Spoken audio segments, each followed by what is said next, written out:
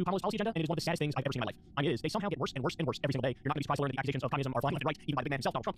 And then we'll also talk about the scandal dropped a few days back, the white guy tacos comment from Tim Walz, which led to Republicans accusing Tim Walz of racism and accusing Kamala Harris of racism. Okay, all right. Then we'll get to, of all the years that I've been covering Donald Trump, I think this Trump comment finally broke me. I'm not gonna share it now. I'm I'm not going to tease it, but just hang in there and wait for a second because, as you'll see, this, in my opinion, from the title perspective, this is one of the worst comments of all time. And then veterans are furious at Trump. I'll tell you why. Trump gave a speech where he deep-throated Israel repeatedly, and Dave Rubin, with just a total mishmash compilation of all his horrifically wrong predictions. That's glorious. You don't want to miss it. I mean, I gotta be honest with you guys, man. If a compilation came out of me making as many wrong predictions as Dave Rubin makes in this video, I have to be done. I'm done. I'm never retired. I'm never going to public ever again after the humiliation that comes out from this video. So if you're doing me a favor, please like and subscribe. That helps massively. We're trying to get 10 million subs. It's going to take a while. We'll be able to time. Thank you everybody who's supporting the show on Patreon. We'll like help my advertisers. So you guys fund the show 2 months at a time, 5 months at a time, per month, whatever it may be. So thank you very much for doing this. If you don't, please consider that below. All right. With all that out of the way, let's go ahead and dive into it. So Kamala Harris just unveiled her economic policy agenda. Okay. And here I have an amalgamation of different policies. What's kind of annoying about this is that there are a bunch of articles written on it, and for whatever reason, one article will leave out like 2 or 3 policies, and another article will leave out like 2 or 3 different policies. And it's like, I'm looking for the stuff that she released. Why would you not give me the entire thing she released? It's very weird. It's very like lazy on the part of all the different news outlets that write articles on this. Like, give me all of them in one place. This isn't that much to ask for. So anyway, believe it or not, after reading all the articles, this summation right here is probably the best summation I can find. It was from the classic scene, bros, hilariously. But so here's what she proposed. First of all, a $25,000 subsidy for first-time homebuyers. That's a federal subsidy of $25,000 for more than 1 million first-time homebuyers to assist with down payments. Now she also says she wants to increase the supply. She wants to build 3 million more homes. So she's sort of attacking the housing affordability crisis from both ends. This is most rent a home. Some corporate landlords collude with each other to price a cost. Basically what's happening is there's this price-fixing algorithm where all these individuals, these landlords and corporate landlords, start illegally colluding to keep prices artificially high. We just covered this story. We just covered it. And what she's saying is, I'm gonna crack down on that. They could ban that software. That is basically price-fixing software. This is big, and Trump hasn't said fucking dick about this sort of stuff. Nothing at all. So she's attacking this from every angle. By the way, this is also an indication that she's on the anti-trust shit. So in other words, the fear about Kamala was, hey, is she going to revert back to the Obama economics instead of the Biden economics? The Biden economics, as you all know, including massive infrastructure spending, 800,000 manufacturing jobs. More importantly, you got people like Kamala smokes Trump in brutal debate. Fox News humiliated, playing Gotya with Kamala. Kolinsky's is more fair than that fucking breaking points, at least just outwardly. Debate with Hutch and pondering politics. Wow. All right, guys. Jesus, exposure. Absolutely gigantic breaking news for you right now. So we just got the Iowa Senator poll that came in, and this is considered one of the gold standards for polls. This fucking poll. I support Trump suing. I'm just kidding. And I'll give you a history to you a little bit of what their numbers were in the past and how close they were with their prediction and what it says for the rest of the election. But listen, Iowa's a state that is supposed to be very, very comfortably Trump. If you look at all the polls, we are hurting, we are hemorrhaging at the moment. We gotta do something to try to stop bleeding because this look, let's just say it, right? 1, 2, 3, 4. Breaking points. I don't know if I like to include breaking points because I feel like breaking points it doesn't market itself as like a left-wing thing or show. No? Breaking points from oldest to newest. I should do Vosh and Hassan, I guess, because those are technically 2 huge left-leaning, yeah. Kamala gaslights on ceasefire as U.S. airdrops Gaza aid. Okay. Good morning, everybody. Happy Monday. We have an amazing show for everybody today. What do we have, Crystal? Indeed, we do. Jam-packed show this morning. So we got a lot of breaking news here with regards to Israel. Kamala Harris meeting with Israeli Security Cabinet Minister Benny Gantz. This is over the objections of Bibi Netanyahu, which is interesting. And this comes, of course, as the U.S. is dropping the teeniest, tiniest, most measly bit of aid in Gaza in what is honestly a humiliating situation for the United States of America. So we'll break all of that down for you. Use some more strenuous language with regards to Israel's assault on Gaza. And given the immense scale of suffering in Gaza, there must be an immediate ceasefire for at least the next 6 weeks, which is what is currently on the table. This will get the hostages out and get a significant amount of aid in. This will allow us to build something more enduring, to ensure Israel is secure and to respect the right of the Palestinian people to dignity, freedom, and self-determination. So she says immediate ceasefire there. What she's really talking about is just the same temporary ceasefire that they've been pushing for, which is unlikely to happen because Hamas wants a permanent ceasefire. So it was weird because people were like making a big deal on it. But she's just actually backing the same argument that the Biden administration was for. Right, so I saw like everything everyone oh my gosh, Kamala breaks Biden. I was like, well, did you listen? Because it says to build an enduring thing. All right, guys, very excited to bring you some additional results from that focus group very of Democratic base voters that we hosted. Shut up, Kamala. Nice. Atlanta. Really interesting stuff here. And we just want to thank you guys again for enabling us to do this. As a thank you, we want to give you a 10% discount. We'll put this up on the screen for annual memberships if you're able and you are interested. One of the things that we've always tried to do here is, as mainstream cable is falling apart, failing, and their ratings are way down, trying to build out a real independent ecosystem. You guys are enabling us to do some of the things that mainstream media does, but obviously with an independent media perspective. Yeah, Thank you guys for that. That's it. I mean, really what it is we want this to be unique. It would have been easy in the beginning to just focus on the core and just people talking, but that's not differentiated. We keep trying to build out, add partnerships, do things like this.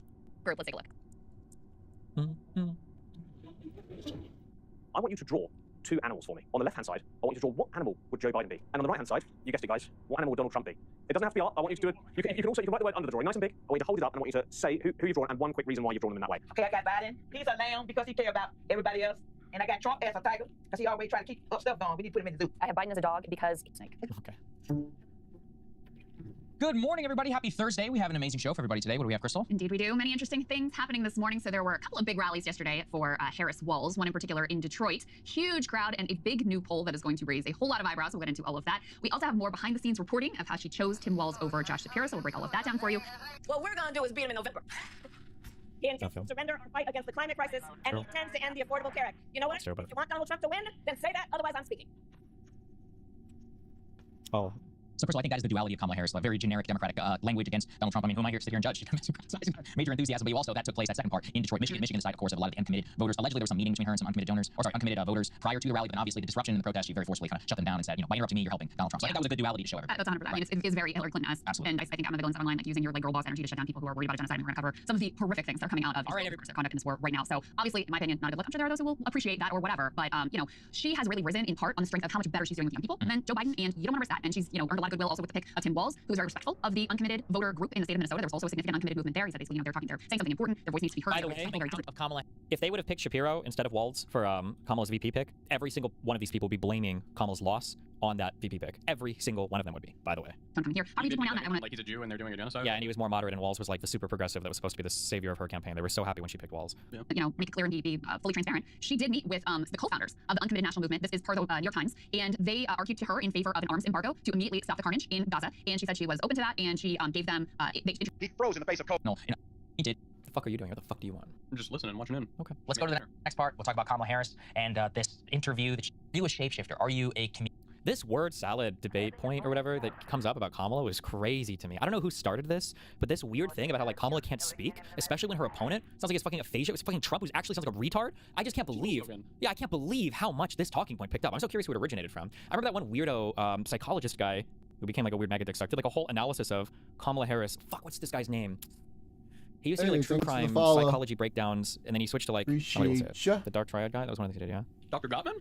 No. That's the actual guy. Oh, Todd Grand. Well, this is Dr. Grande. Today's question is, can I analyze the controversy surrounding Kamala Harris? Just a reminder, I'm not diagnosing anybody in this video. Just speculating about what could be happening in a situation like this. Oh, 2022. Did he do multiple Do we videos? have to say that? I feel like there was a video where this guy like goes through like things that I feel like you can understand what she's saying pretty clearly. He's like, this is, you can't understand anything. Let's go to the next. October 8th, 2024.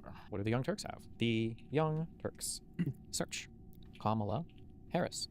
After 2023. Wait, does typing in after 2023 filter? Yeah. Oh, nice. Here are TYT's top hits, oldest and newest. Do I trust this guy? Are you skipping? Who was it? It's Yusuf. You get worried when I pull links from chat that he's like skipping videos that would go against my priors, and so I'm like getting a biased thing that is just fitting what I wanted to fit. Kamala Harris flaunts hawkishness with new pal Liz Cheney. These are so stupid. The Liz Cheney obsessions. October 22nd, 2024. Why did they hate her? Just because she's Dick Cheney's fucking daughter or whatever? Yeah, and the argument was that the Democrats are trying to become war hawks and appeal to the super ultra hawkish Republicans, and that she campaigned with her so much, or whatever. But I mean, we started cold. See where we are now. What? See where we are now. I'm mainly looking for stuff before the election if I can. I just have to remind you, don't you ever let anybody take your power from you. Kamala Harris returned from her post-election Hawaiian vacation with a bizarre video message to her supporters. There's always a feeling at the end of an election when Democrats lose of like, well, I guess there was nothing we could have done. I just want to say a word about... Kamala Harris has a new book titled 107 Days, and in it, she addresses the now infamous interview that never was with Joe Rogan. And apparently, she was very excited to do the interview. She really was. So why didn't it happen? Well, let's start with what Harris said happened, and then we'll give you Rogan's side of the story. So Harris... I'm begging the Democratic establishment to just consider how much of a... The Young Turks. Kamala Harris. After 2023, before 2025. Does that work? Don't believe the polling. Here's why. There are two other highlights I wanted to share featuring Kamala Harris's interview with Becker on Fox News. And so the issue of President Joe Biden's cognitive decline came up. Let's see how that exchange played out. You told many interviewers that Joe Biden was on his game, that ran around circles on his staff. How did you first notice that President Biden's mental faculties appeared diminished? Joe Biden, I have watched from the Oval Office to the Situation Room, and he has the judgment and the experiment and experience to do exactly what he has done in making very important decisions on behalf of the American people. Joe Biden is not on about. And Donald Trump, yes. And Donald People were telling us within a few minutes before Biden that he thought this was not the same Joe Biden that we saw on the debate stage. It's unbound. I understand. You met him at least once a week for 3.5 years. You didn't have any concerns? I think the American people have concern about Donald Trump, which is why people who know him best, including leaders of our national security community, have all spoken out, even people who worked for him in the Oval Office. I'm going to take this one, John, before I Look, it's not a great answer in that it doesn't really hide the fact that she doesn't feel comfortable talking about it. Like, you could believe that she's being honest and saying, implying, not her saying, implying that she doesn't think that Joe Biden has any issues going on, but I don't think most people believe that she believes that. So it's not a great answer in that way. I do think going so hard on it, it seems not irrelevant right now. He is the president, and there was sort of a cover-up, but it's like, it's getting in the territory of irrelevant. He's been president for 4 months. She might be, Donald Trump might be. I think it's a fair thing to bring up, and she's being evasive. So I think it's a little, like, bordering on a waste of time, but I don't think it's unfair. I totally agree it's not unfair. I think that it's a perfectly fine line of questioning. Kamala Harris should expect this question. And in fact, I totally hear your point about how this is irrelevant because Biden's not going to be on as much longer. However, what Becker is trying to do here is show whether Kamala Harris is a dishonest actor who covered up Biden's cognitive decline. That's the intention here. And look, I think that there are a lot of Democrats who did just that. I don't know what Kamala Harris knew. I don't know how close she's been to Joe Biden during the Biden administration. But I do know because they had the effort by the party to cover up. I mean, he was definitely getting slower in terms of debate. Yeah, the debate was bad, but there's no evidence that he was like a terrible debate, yeah. senile or anything. But people like they mix make up it sound like his whole fucking presidency was just like him babbling around, doing nothing, and that is the impression. Auto-penning. But I'm pretty sure even most Democrats have that impression. Yeah. The fact that Joe Biden was not fit to run for another term. And it infuriates me. Like, guys, everyone should be furious about the fact that happened. Okay, if you are a hardcore, loyal Democrat, you're a card-carrying Democrat. I don't know if there are card-carrying Democrats. I know the Republicans might do that. But anyway, you should be upset that the whole cover-up put the Democratic ticket in a far worse position to beat Donald Trump. Because had Biden stepped down earlier, or had Biden made the decision, hey, I'm not going to run for a second term, well, that would set up a far better situation for the Democratic Party to choose the best possible candidate and give the best possible candidate ample time to campaign and beat Trump. So anyway, I think it's definitely a legitimate question to ask, and I don't think she answered it well. Now, she did answer something really well, and apparently it was a question where she was kind of being baited into trashing certain people in the country. Here, let's take a look.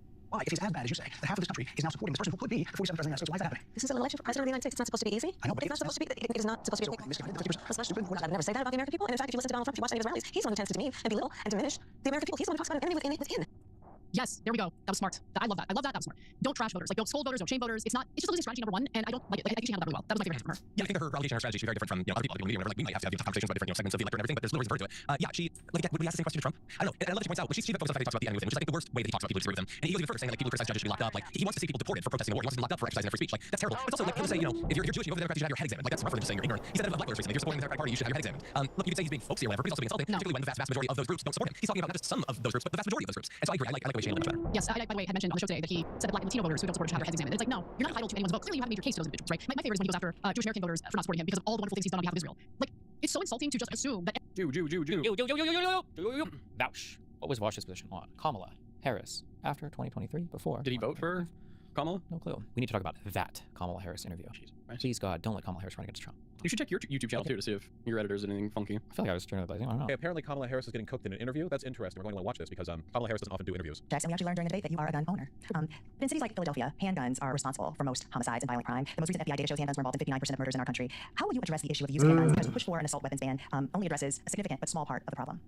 So, first of all, yes, I'm I surprised this question. This is a good question. This is always been one of the most brain dead parts It will of never, anti-gun hysteria, which is they obsess over never be claimed for I'm a gun owner and Tim Brazil. Walz is a gun owner. We're not trying to get sex weapons, but we do need an assault weapons ban. That is Assault weapons are designed to kill a lot of human beings quickly and have no place. And guns are designed to. No, we're not. People don't sell single-shot pistols anymore. Automatic weapons are already illegal outside some exceptions. We're talking about semi-automatic weapons. An AR-15. You've got a 30-round magazine. There are Glocks, like the standard magazine for which is like 21 rounds. I mean, has no place. I'm gonna get to it. Yes, and have no place on the streets of a civil society. We need universal background checks, which, to your point about handguns, is about saying that it is just reasonable to want reasonable gun safety laws that say we should do background checks. That we ought to know. It's just reasonable. You might want to know before someone can buy a lethal weapon if they've been found by a court to be a danger to themselves or others. You might just want to know. And respectfully, we do understand that. But you're asking about. I'm asking specifically about handguns because many of those handguns aren't purchased places. Yes, buy handguns. Yes, but in many instances, those handguns aren't even bought lawfully. Yes. Which is why I also have been very adamant for years. In fact, I myself protested at a gun show probably 10, 15 years ago about the gun show loophole and why we need to close that. Because what ends up happening is that gun shows at flea markets, gun dealers are not, under existing law in the past, required to register their sales. And so you are exactly right that a lot of homicides, for example, a good number, I have the statistic in front of my mind, are committed with illegally purchased guns. We need to address each entry point in the issue, including universal background checks, closing not the gluttoning. So we're going to watch videos. His titles didn't seem horrible. So we've got Kamala Harris. I wonder if they say Kamala Harris or just Kamala. Kamala before 2025, after 2023. Okay. Kamala's first huge misstep. What date was this? Kamala Harris fucked up. Oh, see, they like the VP pick. Donald They Trump all love the VP pick, yeah. intends to give tax breaks There's to billionaires protesters. and big corporations. And he intends to end the Affordable Care Act. You know what? If you want Donald Trump to win, then say that. Otherwise, I'm speaking. No, so bad. Oh, so Yeah. bad. Israel Palestine shit. Oh no. In Michigan, you're yelling. Why would Kamala promise this? As Commander-in-Chief, I will ensure Oh, is this a lethal America military? always has the strongest, most lethal fighting force in the boy, world. I didn't like this one. No, she's crazy. I will make sure. What is happening? Bro, she said we're going back to Iraq. With respect to the war in Gaza, now is the time to get a hostage deal and a ceasefire deal done. I'm out. I'm tapping. And let me be clear, I will always stand up for Israel's right to defend itself. I'm super gonna hate that. Sure, Israel has the ability to defend itself. This speech is supposed to be the moment that she shows you who she is and what she's going to do. That speech was literally a nothing will fundamentally change speech. Where the f is the joy? Where the f is the hope? We are going to have the most lethal military of all time. This is the Democratic Party, Chad. Are they turning? Wait, those are protesters. You know what? Hold on a second. Hold on. We are all in here together because we love our country. We're here to fight for our democracy, which includes respecting the voices of what I think I'm hearing over there. Let me just speak to that for a moment, and I'm going to get back to the business at hand. So let me say, now is the time to get a ceasefire deal and get the hostage deal done. I like how, wait, it's so funny because Austin's like just not on the same page. Nothing that Kamala says here is going to be good enough for Hassan, right? But you can see Austin hears some stuff. He's like, oh, wait, that sounds really good. And he's like, oh, no, we can't see the camera. But Hassan is about to right direction. No, listen, you might think that's good, but let me tell you why this is actually the worst fucking response ever that Kamala could give and why it's actually super evil. But maybe not. I don't know. Hold on. Maybe I'm going to be completely wrong with that. What I think I'm hearing over there. Let me just speak to that for a moment, and I'm going to get back to the business at hand. So let me say, now is the time to get a ceasefire deal and get a hostage deal done. No charge at The all. president and I are working around the clock every day to get that ceasefire deal done and bring the hostages home. It's better response last time. It's not going to be enough. People are going to be annoyed. 2.5 Hey, next time there's an even bigger crash. We'll go full way, maybe. Who knows? Pressure's good. Normally liberals will go, oh, this is great. What else do you want? This is from today, Chad. They said yes to a $3.5 billion, I believe, weapons transfer. 6.5 thousand munitions to Israel. Okay, good. Never enough. Here's the situation. For those who... Donald Trump intends to give tax breaks to There's billionaires and big 2024. corporations. Oh, still. He intends to cut Social Security and Medicare. You missed my moon landing, Daniel. Against the climate crisis, and he intends to end the Affordable Care Act. You know what? If you want Donald Trump to win, then say that. Otherwise, I'm speaking. No! Oh, this is coming up. Sort of in this cup No, so bad. So bad. So bad. Oh, so bad. Oh, that's so bad. Oh, no. She's yelling at the... Fuck you, Palestine Hassan. protesters. Oh, no. In Michigan? Everything. It was a perfect landing. I don't really understand why he's upset there. What do you mean? I feel like she didn't say anything crazy. There's nothing that they can say. That's not full. He viewed her as like being mean towards the Palestinian protesters. Unless she literally says what, like, we're not going to support Israel anymore. Yes. And we're going to completely and totally cut and sever ties with Israel in every single way, shape, and form. That's the only answer that would have been acceptable. Maybe that would have been acceptable. He might be looking then for more. I've got 2 tweets on that. But... I think there's a problem, and I don't think Democrats are recognizing it. 1, Donald Trump knows he's losing, okay, and he desperately wants to win. That's number 1. Number 2, Democrats think they're winning, and the race is actually close. I don't like that at all. I think that originally Kamala Harris was like legitimately pessimistic and skeptical about her prospects of winning. Like she was. Jesus. Did you ever see the do emote? Do the do? Do the do. No. Missed out, man. Israel-Palestine has become the single rallying cry for almost every socialist/populist figure on the left, but it's unclear what you could possibly offer them beyond potentially the physical destruction of Israel would actually convince them to support you as a candidate. 1 phone call is all it would take to stop Israel's genocide. If Israel doesn't comply, shut off weapons transfers. If Israel looks to get weapons elsewhere, put a sanctions package. And if that fails, invade Israel militarily. What are these happy little guys? Hassan, tweet to invade Israel. They don't stop the genocide. And then he does the same thing. June 24th. Once again, 1 phone call is all it takes to work weapons embargo, not sanctions, military invasion. Yeah. Oh, fuck. Has Hassan said at some point, I know I've heard this talking point, I'm just trying to remember if I heard him say it particularly, that Democrats like offered the ACA to assuage the public just to make you guys temporarily content or something. I feel like I've seen a quote like this, but I don't know. Oh, fuck. I don't remember what it was exactly when he would have said it. A release valve, maybe. Was that the phrase? Maybe it was in my Ethan debate. A response? No. Why would it have been in there? Wait, what did I do research on Hassan for? I had videos of him talking about stuff like this. Fuck, what was it for? Because when they do things, when they do progressive legislation, then the reactionary Republicans fight against that, okay? Here's how it works. I'm going to pull up paint. I'm going to pull up paint and try to explain this visually. Let's say this is the American political spectrum, okay? This is max communism, and this is Nazi, okay? If this is the peak, okay? This is the peak of, like, where you can go in American politics. You push further and further right, you inevitably arrive at Nazi policies. You push further and further left, you inevitably arrive at, full-blown false dichotomy. It's not. I'm trying to be reductive, but it's not false dichotomy at all, okay? So here's how this works. The Republican Party, let's do that with red, is like around here. And every year they go, maybe 5 years ago, 6 years ago, they were here, and now they're here, okay? And they keep pushing the needle. They keep pushing it over and over again. The Democratic Party can respond to that when they're in power. If the Democratic Party is like here, the Democratic Party can pull back and potentially take back some of the reductions in civil liberties that the Republican Party has advocated for and successfully carry across the finish line, all right? They can do that, but if they want to do that, they have to literally go here so they can pull the Republican Party more to the left. The issue, however, is that the exact opposite happens. The Republican Party goes further right, and the Democratic Party goes further right alongside them. The greatest example of this in terms of domestic policy is on immigration. The Democratic Party in 2020, under the leadership of Biden, ran to the left of the Republican Party on immigration. They said they were going to change. They said they were here. They said they were going to change in the first 100 days of Biden's agenda. That they were going to change immigration, change the course of immigration, and actually actively pull the country and actively pull the Republican Party to the left on immigration. They were going to fix the processing issues and whatnot. They didn't do that. They actually did not counter messaging against the Republican Party. The Republican Party never stopped pushing the narrative. Immigrants are rapists and murderers and drug dealers, and maybe some of them are very fine people on both sides. So the country went further and further right, and it's an untested, uncontested narrative. So what did the Democrats do? The Democrats turned around and went more right on immigration and arrived here at the 2020 position of the Republican Party. What the 2020 position of the Republican Party on immigration was building the wall and being more restrictive on immigration. Literally became the Democratic Party's position in 2024. This is what is known as the ratchet effect. This is why you don't hear from the blue no matter who chirpers about how if you don't vote for the Democrats, you want kids in cages and you want migrants to be murdered. You don't say that anymore because they can't say that anymore because the Democratic Party changed its position on migrants in cages. They are now pro at least 2020 migrants in cages. The Republicans, but remember, the Republicans even pushing it further. Now they're talking about mass deportation. However, on this front, Democrats could do this exact same thing. Democrats could actively push the Republican Party to the left on certain issues. As a matter of fact, on certain fronts. I feel like I've never heard Hassan ever bring up any immigration policy ever. Like, I don't think I've heard him talk at all a single time about what immigration should look like. I feel like he exclusively brings up immigration just to shit on Democrats or attack Republicans sometimes. Mainly to shit on Democrats. Has he ever given any proposed policies for immigration ever? Donald Trump kind of did do that, where the Republican Party's overarching policy positions were always genuinely anti-social spending. Donald Trump kind of cast that aside and said, he gave the stimmy checks during COVID, and he even ran on and still runs on not touching Social Security. Why? Because the entire country is like, you mean Social Security? If you cut Social Security, that's insane. All the voters are old, they're going to lose their minds. So the Republican Party was pulled on Social Security at least the top of the ticket. The Democratic Party, and Megan Feinstein's right on this, focusing on Project 2025, forced the Trump campaign to cut Project 2025. The Democratic Party actively advocating against what the Republican Party has done on the issue of abortion has caused at least some of the Republicans at the top of the ticket to try to moderate their stances on abortion. This is because right-wing reactionaries are reactionaries. That's it. They react. So you have to give them something to react to. If you don't give them something to react to, and you let them fucking ride on their narrative that's uncontested, like on the issue of immigration, then they will go further and further right until they're here. And when 2028 comes around and the Democrats have now gotten here, they will be the ones advocating for mass deportations. The Dems will move here. That's where Republicans are right now on 2028, where they're the ones who are advocating for mass deportations, and Republicans are the ones who are advocating for mass murder. Okay, so one of my active criticisms on this issue has always been that the Democrats don't launch a strong enough opposition to the Republican messaging on this front, and that is how they allow the Republican Party to push the conversation on things that are pivotal, things that are very important, like immigration, to become completely captured by the right. They capitulate the right-wing framing on immigration, and it's not just the Democratic Party that does this. Liberals across the board in the Western world do this all the time. The Labour Party did it as well. You can say the same thing in the other direction too. The Republican platform, we need to change, they lose the Dems every time. Yes, that is correct. That's why I like fighters like Waltz or even Bashar to a certain degree. Uncompromising Dems that are objectively popular in their states as governors who have consistently advocated for better leftist economic policies are popular for that reason, because people do believe in them. Why does the Democratic Party work against them? 2024 is different from 2016. We know how the Republicans operate, and that doesn't change. As much as they may dislike it, the Republicans are unified the party and consistent. No, they're not unified the party. You're wrong. Consistently campaign where the Democrats are divided and campaign is necessary. Yet acts surprisingly losing every year. And this is just 2020 things happening in local elections too. The Republicans are not exactly unified either. That's why Joe Biden was able to actively campaign for the mythical moderate independent voters that are living in the suburbs and whatnot. Because Donald Trump is so gross and so weird in the way that he advocates for crazy that he was repulsive to a lot of people living in the suburbs. Wait, what? A second Air Force combat plane crashed. What? The fuck was I just going to look at? Oh, Jenk release valve. Find me that. 16 years ago. Jesus. It was Jenk that said this all the time. Find me that goddamn quote. The example that you mentioned, the Affordable Care Act. You know what it was called before it was called Obamacare? You can enlighten me. Yeah. Oh, the Romney was a plan that was tried in a Republican state. Exactly. Yeah. It was called Romney Care. Yeah. And you know who came up with it? The Heritage Foundation. Sure. The same people who came up with Project 2025. Okay. That is a corporate release valve so that people don't build up too much pressure and go to a rebellion or a revolution. But in the was bringing up this Mhm. because oh fuck, I was gonna do this on. Jesus, Jank. I can't. This is gonna take way too much time. Why would it take way too much time? Well, I was gonna look up Just a lot like. to go through? No, well, I was gonna say for so you can go to the Majority Report, probably Kyle Kalinske, although he seems to be the most favorable. Breaking Points, the Young Turks, Hassan Wash, and you can look up like Kamala Harris, Gavin Newsom, and Pete Buttigieg, and like every title, it's like all of them are so brutal. Like if I were to look up on YouTube, like Pete Buttigieg, or wait, I'm sorry, the Majority Report, Buttigieg activates corporate consultant mode when asked about Israel. Buttigieg's craven political calculations tell you everything. Those are the only titles with Buttigieg in the. I'm gonna get rid of Pete. Oh, maybe that's just the only ones with him in the title. Then what do they have about Newsom? Hassan is right about Gavin Newsom. Pathetic Newsom surrenders to Ben Shapiro. Newsom's Israel rebrand backfires big time. Newsom's relatability tour hits a wall. Newsom knows Israel is toxic. Newsom panics in interesting ways when cornered. Newsom teams up with Charlie Kirk to throw trans people onto the bus. Mamdani stole Newsom's thunder. It's like all of these are so negative. You would like imagine you're looking at this and it's like, oh, this is our side of the media. Like it's so stupid. God. But I don't know. I'm not gonna run through all of these, but whatever. I think the Kamala Harris points I know. Quality on social issues. I had a thing here. What are you gonna do if Tim says like, I don't know, you should go after these voters, like the Democratic voters? I'm gonna Or, I argue guess, that sorry, we the should leftist voters. that any leftist voters you try to appeal to, you're gonna lose way more people than you'll gain. You're better off like energizing your own center-left voter base and appealing to more moderate voters. There's just way more people there that can be turned out, and there's no reason why you're not gonna lose people that should be supporting you by appealing to moderate Dems. The only people you'll lose are people, or quote-unquote lose, are people who never voted for you anyway. Yeah. Yes. Like social policies are literally completely fucking.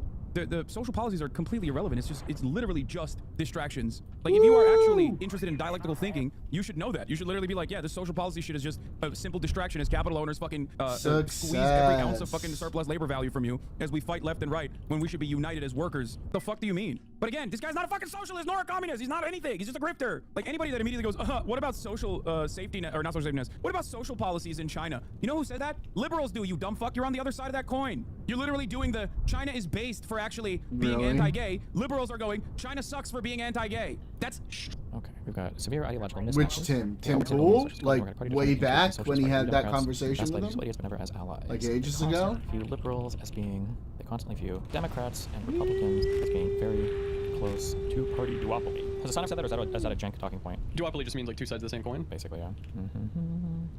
We done it. Okay, a few quotes. Hassan has explicitly and repeatedly stated multiple times that his goal is to be a subversive element in the Democratic Party. Tim Miller earlier this week. Yeah, I did. I think I did. What? Problem? Many people in here did not start off as like card-carrying Marxist-Leninists, okay? As a matter of fact, no one does. It's crazy. Do I have my Hassan chuckles? Where are these? That's it. That's why I always... Oh, she knows. That I don't know why he thinks that my audience is gonna be like, wow, this is a bridge too far. What's next? Are you gonna say that you have Marxist-Leninist tendencies? How dare you? First, to be called fat and ugly, in my opinion. Sure. Until you find a more appropriate and more successful method of building a Marxist-Leninist vanguard party, I'm gonna keep doing what I'm doing, okay? And you do. Where is the I need that link to the deprogram show. Oh, he says it. I think there's a concept of consensus politics in the current duopoly that exists in America. You got the liberal Democratic Party, and you have the conservative Republican Party. Yeah, I don't think that's happening, Tim. Let's go. That's so much ego. I think we need a fork. Wait, 852. Great. Are you just exaggerating or joking around when he says secure the border and you jump to killing migrants and mass deportation when he supports a path to citizenship, tons more asylum judges? Am I missing and dumb? What matters is what he's communicating. When he says he's going to secure the border, he's the securing the border candidate. Why? What are we talking about? Like, of course I'm exaggerating. I don't think he wants to kill fucking migrants directly. But the point is, you cannot outflank the Republicans on right-wing sentiment. You will never be able to do that. They will always push the needle further. When there's no security issue in general, when migrants do not constitute a threat to American national security, if you just capitulate on that framing and act like you're going to be the one to protect American borders, then you literally are saying this thing that is born out of complete falsehood is actually real. The point is that killing migrants and mass deportation is what Ted Cruz wants to do. So what does it communicate to voters when you attack him from the right? Exactly. Do you think Texas will ever flip blue? No, not with the current Democratic Party. Absolutely not. Elite squads of ICE Really patrol now. and federal law enforcement officers to hunt down, arrest, and deport every last illegal alien gang member until there is not a single one left in this country. Let's go. By the way, this is why you can't outflank the Republicans on this issue, man. Kamala Harris will come out and be like, I'm going to be the border. I'm going to be border patrol. I'm doing border patrol. You don't understand? I'm going to secure the border. These migrants. I'm going to secure it. I promise you. And maybe we'll do some more immigrant processing on the side. Bro. Trump secure the border. Trump doesn't want to secure the border. He wants talking point. He wants talking point. It's like you just gave him the talking point. When you do that, he's going to turn around and be like, I'm going to kill every migrant in this country. That's what do you do such about it? bullshit. Just become more moderate on an issue. The perfect representation. I hate the way that this. Yeah, that other part. Liberals fucking chanting USA after she said we have to have the most lethal military force. What is this, bro? What is this? Like, welcome back Hitler? Like, what's going on? What's happening here? If you don't recognize because they are incapable of thinking for themselves. They're incapable of having a political machination that is. I'm starting to get triggered by these stupid fucking outfits. Oh my god. Totally separate from whatever the party, one of the two planks in this country in our current duopoly is representing. So if the Democratic Party turned into a communist party tomorrow, magically, okay, a lot of the people that are vote blue no matter who would be communist. They would be saying, reason why so many people simultaneously consider me to be a Democratic Party mouthpiece or a suck dem or whatever the fuck, but also a threat to America as well, because I do, just like you said, I do advocate for social democratic reforms, and I do think that in order to develop any kind of mechanism of pushback, a robust labor force that has any kind of, speaking power, any kind of fighting power to strike at the heart of the imperial core were values generated, I think that in short term, saying in order to combat retarded have saying to advocate for a much lighter No, form yeah, I of just read propaganda. that. Yeah, Like, that's I perfectly understand that social He's democracies wrong. benefit tremendously from American imperialism, Western imperialism, and would not exist in the way that they do without such atrocities committed, right? But if you want America in the way that I feel about it, if you want America to get out of the way for places with more revolutionary potential to do what they would normally do, I think that one thing you have to do is advocate for a lighter form, while simultaneously still doing anti propaganda that goes beyond democratic ideas. I just want to put emphasis on the exact point of the so-called radicalization funnel, where, for example, Hassan and JT catch them while they're young, as they say, and then they start looking into this new idea, etc., and then move forwards through the funnel, get more and more radicalized, and so on. Can only work and can absolutely utilize, for example, the stuff that Hassan does, because Hassan does one very particular thing that social democrats, for example, would never call this podcast, would give a little shit to, because they cut the funnel from both sides. What they mean is they introduce people to lukewarm socialist ideas, etc., and then they want to keep them there, right? Well, whenever Hassan introduces people to socialist ideas, yes, the lukewarm, not so scary sounding ones, keeping your power levels low, etc., and so on and so on. He does not stop them from progressing through the funnel and getting additional information and so on. He doesn't agitate. Okay. I think for this, there's a bunch of crazy quotes, but I'll do that one later. Or tomorrow. I think if I had to guess, I would say like 30% of my community is probably still like in Soy Pill's position, where you're like, yeah, like I think a lot of what Dusty says is true, but he has like a little bit brain broken on the socialist stuff. But like I understand it because he's the person with the son. But like yeah, he's definitely like a little bit like too extreme on it because you're I don't know if you'll ever learn or whatever, but like I think like 30% of you are still like stuck in that world of like, I think like these guys at the end of the day we do have like mostly alignment with them when it comes to political beliefs, but that's all right. You'll get here eventually. Identifying liberals don't have this opinion. This is a unique opinion. Most self-identifying liberals, as Tim is trying to point out to her, have completely dropped Israel. Like they have a very, very antagonistic opinion of Israel. You know what I mean? So her anger, her resentment in this moment is actually stemming from the fact that like it's not just that liberalism is failing, it certainly is, but also she's worried that she might not have space in the party, okay? I think that's what it is. She's worried that a party that has me in the tent is going to not cater to her. It's going to cater to us. And she's worried that she is going to be left alone. Also, again, it's the same. Fuck, I really want to nail this conversation with Tim, because I need him to carry everything I say to other people, because it's very important, because I hate how nobody understands how this works. This form of argumentation where you always ignore the subject matter, and then you pivot to something that's like easy to morally grandstand on, and then you just attack the person personally over and over again. It's like, it is so boring and played out. And it's, oh yeah, Caroline did it today. Yeah, Trump, all the populists do this. It's so boring. Like, what is Sarah's issue with Hassan? Her issue is that she's going to be left behind, and she's scared that everybody's leaving her rabid neocon. It's like, we can't engage really ever with anything that's being said ever. It's always like this. It's always like this every time. And she's worried that she is going to be left alone. Right? She doesn't want to be part of the Republican Party any longer because the Republicans are gross. They're disgusting. They say horrible things. They're stupid. We've seen this with like the Richard Hanania and all these other like former white supremacists who are still who are still white supremacists, but like are no longer Republican, right? They're no longer MAGA because they can't stand how unintelligent and how cultish, how crass the MAGA movement is. And that's part of the reason why they moved to the liberal side of things. That's the reason why they moved to the Democratic Party. And the Democratic Party is perfectly happy to cater to these people. And they have catered to these people in spite of the fact that there aren't that many of them.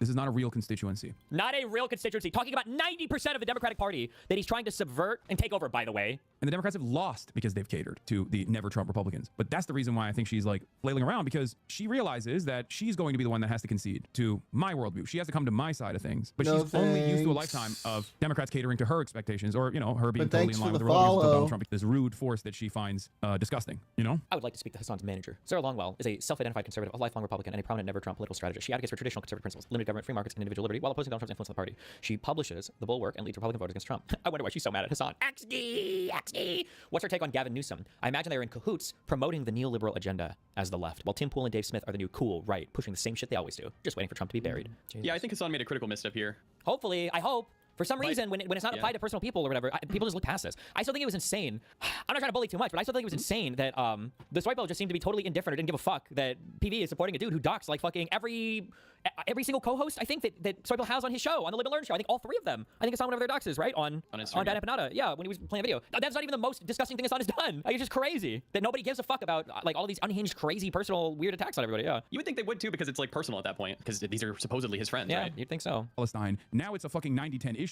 So whenever you elevate this problem. I like how he took also this Charlie Kirk thing that got popularized when Gavin Newsom, that 80-20 thing, and now he's like, he has to like amp it up even more. No, it's a 90-10, it's 90-10. He says it so much. He loves to saying. I've heard him say this so much recently. Whenever you elevate my status as like an anti-Zionist and you smear me as an anti-Semite, people actually love me more. It's not going to work. It's not going to cause people to second guess what I'm saying. It's actually going to introduce me Except to a lot it is now. A lot of people that go, well, I kind of agree with this anti-Israel stuff, True, bro. Some streamers dedicated last year strings to make a list of commentators who didn't support Kamala Harris hard enough law because they want to tell Tim Miller as if he's the kingmaker. What? I love how I'm Voldemort to these people. Some streamers dedicated the last two streams like a list of commentators who didn't support Kamala hard enough. LOL, because they want to tell Tim Miller as if he is the kingmaker at Hasanabi. What a fucking loser. What's up, Hasanabi heads? Holy shit, the obsession. Streamers dedicated last year strings to make a list of commentators who didn't support Kamala Harris hard enough law because they want to tell Tim Miller as if... Is he talking about your child last night? No, he's talking about my stream yesterday. He's the kingmaker? Yeah. So now they're retreating. Look, the dumbest thing about all this is that I didn't and don't care about Piker. Piker never comes up in focus groups with voters or someone they're following the way a Rogan or Tucker or Candace does. I don't think he's singularly making an impact on politics in any way commensurate with the attention he's getting, but I care about Tim. I agree with Tim Miller's original point that using Piker as a litmus test is dumb. Calling up John Ossoff to ask what he thinks about Piker is dumb. It's an unnecessary distraction. But I felt like Tim's discussion of Piker was too dismissive of some of Piker's more toxic positions, and that was the part I wanted to react to. There's nothing I can do about the fact that the internet distortion field has overtaken the whole thing. This is literally using 300 words to say, yeah, okay, it didn't work. No, it's not. All she's saying is that obviously Hassan is part of the discussion right now because a lot of people are talking about him, but it's not like he comes up ever outside of these kind of niche online communities. Like, I don't know why I'm explaining this. It's pretty obvious what she's saying. But again, it's like you can't engage substantively with literally anything ever said, ever. It's impossible. Okay, back to the fucking drawing board, right? It didn't work. Back to the fucking drawing board. It sucks. Yeah, it sucked for us, right? Yeah, she was losing her fucking mind. We watched the video. She was genuinely losing her fucking mind. Having a polite Well, because these motherfuckers I don't think I have this king. We watched the video. She was genuinely. She was but genuinely, like the backlash she's getting right now is I also crazy. love. I know that like. Also, this is not even half my understanding of this. Hassan is 100% a, like, he's not like a, there's like different layers to like racism or sexism or whatever. Hassan is absolutely frat boy sexist. Or maybe Turkish sexist. I don't know about how they view women over there. Let's just, absolutely, yeah, that is like keep it up. It was in his mind so much. So fucking funny. I don't think I have. Like, he searched for that word too. Especially because, like, if you watch that Tim and Sarah talk, there's no part of this, but they're not like screaming at each other. Like, where does hysterical even come from? Chilling. Like, what? Yeah. In her fucking mind. We watched the video. She was genuinely behaving in a hysterical way. I don't think I have this kingmaker status. I've never said that I have this kingmaker status. He's literally begging people like Gavin Newsom to come on his stream. Literally begging them, please come and talk to me. You need to. You got to start talking to people like me if you guys want to win elections. Literally begging. And I was like, oh, I don't think I've never implied that I have this kingmaker status. These guys think that. As a matter of fact, for the past 2 months now, or the past month-long discourse cycle, what have I always said? Consistently. I've consistently said, I'm not a kingmaker. You're just using me as a entry point into a battle that you want to have because I'm just a megaphone. I'm a megaphone for the resentment that a lot of people in the base of the Democratic Party feel, right? I'm just a platform. I've never shied away from saying that. I've always openly admitted, like, we have some impact in this community. We're large enough. We're all over the place. And there are a lot of people in this community that are very interested in politics and obviously are tuning in, day out, and they have a lot of impact. We can have outsized impact on certain issues because we have the door knockers and the phone bankers, right? What? They don't do that, right? No, what are you talking about? He's skinwalking me again. Stop. Please, stop doing it. However, there's never been a moment where I'm like, you come on my show and you're going to fucking win the race. Like, that's not a guarantee at all, right? What? Hey, didn't appreciate the timeout. Just a long-time listener and was just trying to be one of the gargoyles dropping info that just hit the web. What's the info? Let me guess. You probably got timed out by Fossabot because you came in and you were like, oh, dude, Meat Canyon made a video, right? We're not talking about that right now. We'll talk about it later. Another video? Is it the whaboutism that puts people off? Like, could you make your points about making the majority U.S. comparison to give them fuel? The thing is what? Sorry, the quote that I was talking about where he brings up like the drinking and driving shit is happening soon in this video. Okay. To ignore your points? What? It doesn't. Does it turn people off? Do you get turned off, or do you still have that like American exceptionalism in your mind that causes you to react the way that you're doing currently when I bring up my country that I pay fucking tax dollars to and what they do with those tax dollars? They don't use it on you. They don't use it on me. They don't use it on our fucking roads. YouTuber commenter replied to me that they had pre-ordered Sarah Shortbat book and canceled after seeing the video law. Like, that's what it is. It's not whataboutism. I'm an American citizen. I'm talking about like what my tax dollars are going to. I don't want it to go to developing weapons that Israel uses to blow up schools, developing weapons that America uses to blow up schools in Iran. True. I want that shit to build schools here in the United States of America. Okay, that's it. This whole saga feels like a massive rage. Bro, this is like literal Republican talking points about Ukraine. I mean, like, when I look at a lot of things, I think I just saw this is really interesting. Tweet today. In my mind, there are like 4 types of platforming. It's exactly the same. So you got like same team platforming. This is where you go on somebody's show, and the understanding is that you're both on the same team. This is basically just like PR bolstering stuff, right? Like, if I was running for office and I went on to if you went on Hutch's podcast, right? You're pretty much on the same team. It's just I hope so. Yeah, same team. Yeah, I'm trying to think. Yeah, I think. All right, there we go. Yeah. Well, no, Hutch. Yeah. Then you've got like friendly conversation platforming. You show up. There's going to be some disagreement on both sides, but the goal is to emphasize your similarities while potentially noting some disagreements between you. The focus will be on building on the similarities between both sides, focusing on how closely united they should be against some third party. So these are 2 like good platforming things, like we're nicely platforming something. And there are 2. Okay, so like a nice combative like conversation. Kind of. Yeah. I wouldn't even know if I'd say combative. Because you're emphasizing. You show up with both audiences, understanding there's some disagreement between both sides with the goal of emphasizing similarities while potentially noting some disagreements between you. The focus will be on building on the similarities between both sides, focusing on how closely united they should be against some third party. I would compare this to every single Donald Trump interview on like Joe Rogan, Tim Pool, Theo Von, Andrew Schultz, and Lex Friedman. They might not be like 100% ideologically aligned and everything, but they're here to emphasize their commonalities. You could also theoretically, my guess would be like if Zoran were to go onto some liberal show, it would be to emphasize that. You wouldn't call that a same team one, the Trump and Theo Von? It's close, but not necessarily. Exactly. I would put it in the friendly conversation platforming. The examples that I gave on the same team platforming, it's real hard because these guys do dick suck a lot. But actually, maybe I should think about examples. The same team platforming examples I gave would be like Tulsi Gabbard going on Fox News. Everybody understands that there's like a 100% ideological alignment here. Trump going on basically anytime Trump goes on Fox News. When Kristi Noem, any interview with a conservative person with like Hannity, The two negative ones I have are adversarial conversations. So you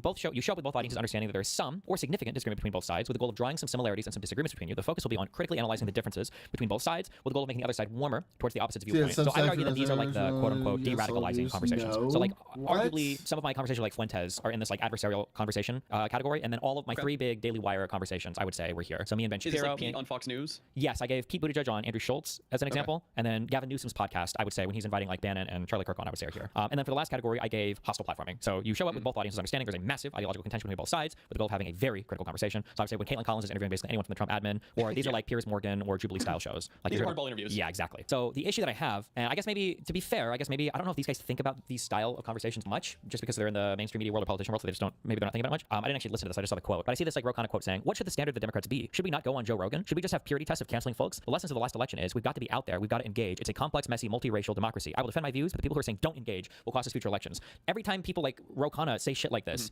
nobody is actually saying that. These people just don't have the vocabulary yet to explain it. What they're doing is people like Ro Khanna are saying, oh, so it should be no platforming at all? And the answer is no. You just need to understand which 4 buckets of platforming you're engaged in, and then you need to be open and honest about which 4 buckets of platforming you're engaged in. Because there's a huge difference between like I'm going to go and have a hostile conversation or even an adversarial conversation with somebody versus I'm going to go and have them do PR for me or have like a friendly convo with them. Right? These are two totally different groups of things with subcategories that like meaningfully impact how it's perceived.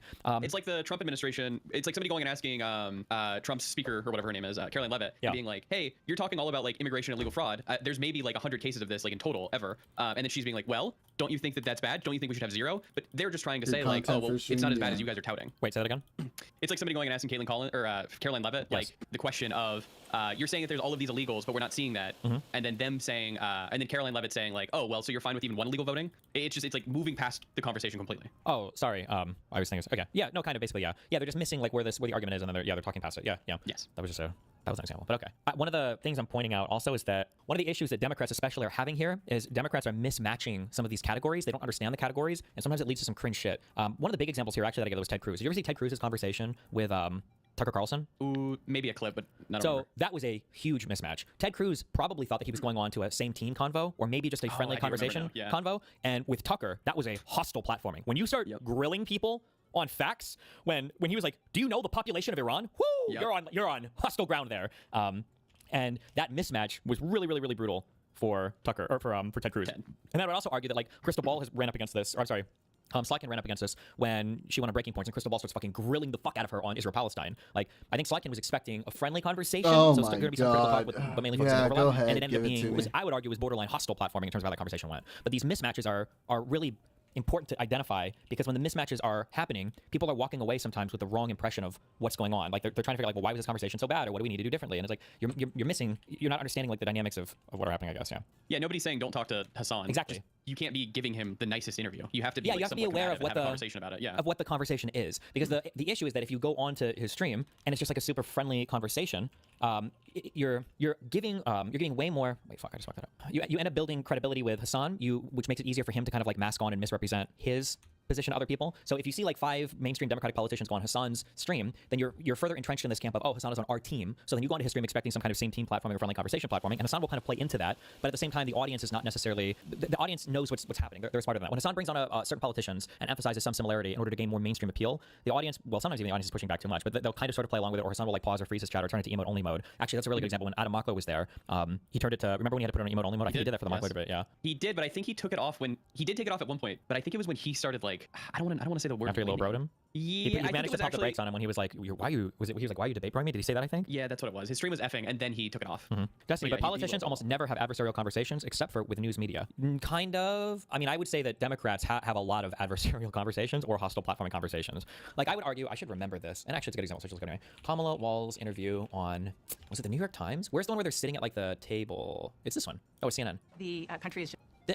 Did they grill Walls here about his that Tiananmen Square comment? I'm trying to remember if that happened here. These are tough interviews. If I remember correctly, these are tough interviews. They're gonna ask hard questions, like particular policy questions, and I get almost. Denver just held to a different standard. Yeah, I should write like stylistic things. Hold on. On same team platforming, it's going to be lots of yes and lots of layup questions. Just about getting your message out there, pretty much, right? Essentially zero disagreement on substance. Kind of, yeah. So it's just gonna be back and forth. You're never really disagreeing. Layup questions are like, let's say that you just got accused of sitting on your cat and killing your cat because you didn't see it was in the chair, and I'm Sean Hannity and you're Donald Trump. You would come on to my show. Like this question, let's say that you got accused of sitting on and killing your cat because you weren't paying attention, okay? Yep. On a hostile platforming show, the question would be, isn't it true that you sat on and killed your cat? You said negative things about cats in the past. It's very hard to believe that you would truly sit on a cat and kill it. Like on accident. You hated that cat, didn't you, right? This is like a hostile platforming way of asking that question. An adversarial conversation way of asking that question would be something like, you've been accused of sitting on your chair and killing your cat. That's a pretty brutal thing to do. Now, we've all made mistakes, and there have been times where I've kind of mistreated my animal, but like, don't you think this is a little bit kind of beyond like a simple mistake? It's a pretty aggressive question, and you're going to be on the defensive, but like I'm trying to draw some kind of commonality or extend a bridge, kind of. Still adversarial. A friendly conversation platforming way of asking that question would be, I saw that you were accused of sitting on your cat and killing it, and you've got to be devastated for that. I mean, I have done things in the past where I didn't realize that it was bad to feed your dogs chocolate, and mine had to go to the emergency room, and it was tragic. But yeah, do you want to speak to that? I guess, how do you feel? Like, how did that turn out? You sat on your cat and it died, right? There's like a friendly conversation platform. There's like, you're like, okay, it's kind of bad, but like we're trying really hard to kind of like massage as much as possible. And then the same team platforming question, the Sean Hannity version of that question would be, is it true the cat was old? Some people are saying that you sat on your cat and killed it. Do you even know if the cat was alive when you sat on your chair, or can you speak to? Is there any truth to this whatsoever? I didn't see a police report or anything. This is like the Hannity version of asking that question. And the goal is to just give you the ability to just yap, and I'm here to do PR for you. Did you ever even actually own a cat? Yeah. The same team doesn't ask the question at all. What's the purpose of asking? Just ignore? No. You're super wrong. The same team will ask the question because they want to give. This is how you give the talking points. Because when I ask that question and Mutin goes, I think, to be honest, the cat was dead before I even sat down. That's the line that gets carried out to everybody else. Now, everyone on social media, Tim Pool, that cat wasn't even alive. Jack Posobiec, cats die when they're 15. This cat was 17 years old. There's no way that cat was still alive. Russian bots on social media are now tweeting out, when Trump sits, he doesn't even sit far back enough in the chair to kill where a cat would sit. It's completely and totally fake. And Kamala Harris raised cats. It would have already moved. Yeah. So it's like, yeah. The same team platforming is good because it allows you to ask questions to give layups. This is why it's so fucking funny. This is why it was so fucking hilarious to watch Donald Trump on. I'm not gonna know which one. I'm not gonna find the show. I'm not gonna find it. Was it the 5? It was this. Yes. When Donald Trump is on here, is this Brian Kilmeade? Is that who this is? Or no, this is somebody else. Who is this guy all the way on the right? I should remember their fucking names. Is this Kilmeade? Kilmeade is asking Donald Trump the layup question of like... Oh, the Carg Island one? No. Different one. This is way before. Actually, This is him saying, don't you think we should tell everybody to commit less violence, right, Donald Trump? Even though he knows Donald Trump in the past, like, he doesn't give a fuck and he never says anything to the Republicans. He's giving him like a layup question, and Trump can't engage with it. He's not, because Trump is too stupid to understand these dynamics. And yeah, he can't engage with the layup question at all. This is an 18-minute interview. I want to say the real one was 40 minutes, but for some reason they posted this cut down one. I don't remember what they said exactly, but fuck, I'm not gonna be able to find it. But yeah, he asked him a layup question. He's like, Donald Trump, everybody should be less violent, right? And Donald Trump's like, well, yeah, but when leftists are violent, they're evil. When conservatives are violent, it's just because they're fed up. Oh yeah, wait. Next question. You want voters, when you say you want your voters to fight, you mean like fight at the polls? Wait, hold on. Fuck, I need to find this. Wait, I need to find this so much. Was it this? There's a longer interview here because he's like, you mean fight at the polls, right? And Trump was like, well, I mean, yeah, but the polls are rigged. It's like, no, Trump, no, what are you doing? You're fucking it up. Yeah, Yusuf, find it, please. You guys will find it. Yeah, we'll ask at least. So on friendly conversation, you will ask at least one critical question, but there will never be tough follow-ups. Ever. Never. Some back and forth disagreement. Oftentimes, some tougher follow-ups requires both sides to justify their positions more. Will rarely push someone until they are squirming. The goal is to demonstrate the absurdity/immorality. The other party's position involves asking for discrete facts or tough follow-up questions pushed until the opposing party squirms or cannot answer. Mr. Mutin, I found it. Judge's epic performance coming after this exchange with the commander-in-chief. No, you're going to go all the way. 401k is through the roof. He said, I've never... This conference at 9 o'clock. Judge Patel's going to be there, I guess, to give more details on what you told us, and that is, we got the guy, you guys got the guy, and he's in custody, and he's alive. And he was turned in by friends and families confirmed it. So is the message to the right, the people that are going to go, I want revenge, not to have revenge? Charlie Kirk would not want revenge. This is like a leading the witness question, right? This is a layup. They've got smart writers, they've got the interview, they've already got it planned exactly how you should answer it for your optimal PR. And Trump is too stupid to take the layup. He's such a fucking idiot. Oh, I want revenge, not to have revenge. Charlie Kirk would not want revenge. You want revenge at the voter That's where to go. But unfortunately, we don't have so many ballot boxes because they have mail-in voting, which is totally rigged. Okay. There are a lot of problems. I like ballot boxes. Like, brah, what are you doing? What are you doing? Where you can, they do mail-in voting all over the place, which is rigged. Anytime, Jimmy Carter, they had a commission. He said, anytime you have mail-in voting, it's a crooked election, okay? And they got to stop. But I can't really say the ballot box because in some cases, like California, doesn't have ballot boxes. They send out 38 million ballots. Nobody knows where the hell they're going. Then they come back. Democrats get more than Republicans. Right. It's so unfair, the system. And we're going to fix the system. What are you going to do about President Putin? This is another one where there was a disagreement on the type of conversation. Shapiro thought he was walking into probably a friendly conversation platforming, and it was a hostile interview. Ben Shapiro, you're followed by millions of people online. If you haven't watched this one, this is fucking hilarious. He was not ready for this. And on social media, you're one of the biggest names in American conservatism. What is it you think you're tapping into? Well, I think that there are a couple of things. One, there is actually a hunger for different ideas. The monolithic nature of the United States media is pretty evident in terms of its politics. People tend to agree on essentially the liberal point of view and increasingly a radical leftist point of view in the media. And obviously, I speak in response to that. At the same time, I try to provide an honest take on the issues of the day, and that means that I'm not beholden to the Republican Party, for example. It means that I'm going to speak out whenever I think that a principle is being violated. Just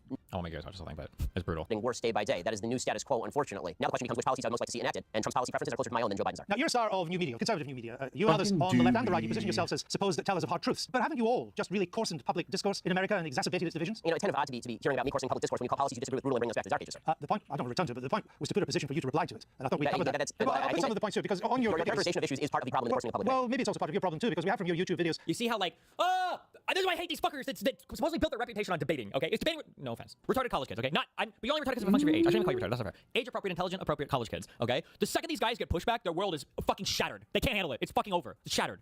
Ben Shapiro destroys the abortion argument. Ben Shapiro destroys transgenderism and abortion. Is that not a kind of coarse public discourse? Well, are those videos labeled by me? I have no idea. I have a question. Why are you picking out random YouTube videos put up by people who are not me? Are you attributing the titles to me? Are you unhappy with the way they've been described? That's such a good follow-up question too. No, he got through the bullshit so well on that. Oh, you didn't label those videos. You didn't title them. Oh, so are you happy with those titles? Would you? Right? Notice because I wouldn't have asked that. I would have said like, do you not share some responsibility for how they're titled? Do you not feel like you have an obligation to change the titles? Like, do you know what? But he cuts through it. Oh, would you support it? That's a good. Well, no, I have figured this out for some things because I'll do this with when we talk about like Trump saying some things that are unhinged and like running for a third term. People will be like, oh, Trump's just joking, and then instead of me asking a million questions, they're like, oh, okay, well, let's say he's not joking. Would you support him for it? Are you going to say when he does it in the future that's a bad idea, or would you support it if he stops joking about it? That's how you're. I think that people can describe me however they please. It's a free country, and I'm all in favor of a public. He's not answering.